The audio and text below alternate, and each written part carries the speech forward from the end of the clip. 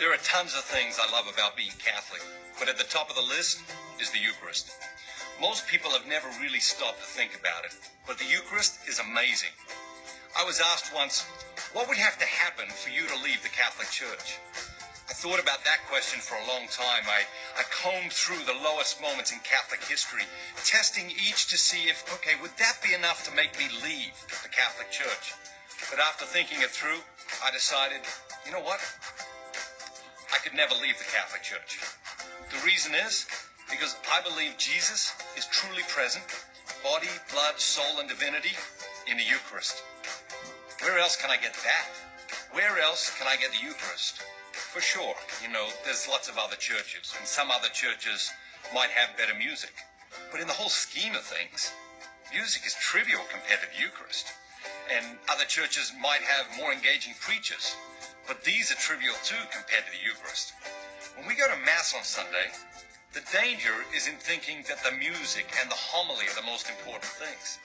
Don't take the trivial and make it important. That's the way of the world.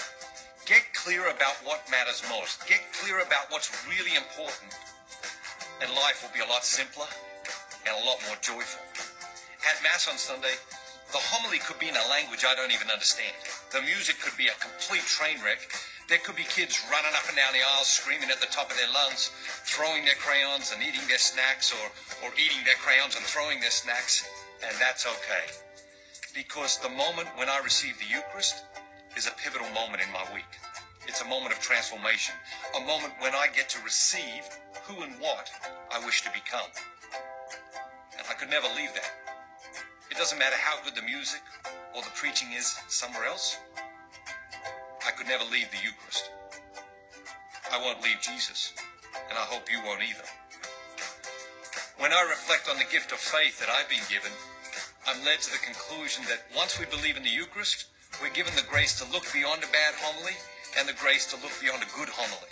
We're given the grace to look beyond music that's uninspiring and the grace to look beyond music that elevates our hearts, minds, and souls. Because beyond all of these things, way beyond all of these things, that's where we find Jesus in the Eucharist. This sets the Catholic Church apart. Jesus, truly present in the Eucharist. The Eucharist is uniquely Catholic. Let me ask you a question. If you had to spend the rest of your life on a deserted island and you could only take 5 people with you, who would you take? I can tell you, a priest would be on my list. No priest, no Mass. No Mass, no Eucharist. I can't live without the Eucharist. And more important, I don't want to. And once you come to understand the power of the Eucharist, you won't want to live without it either. I was born Catholic, and I'll die Catholic. And there are lots of reasons for that, but none more compelling than the Eucharist.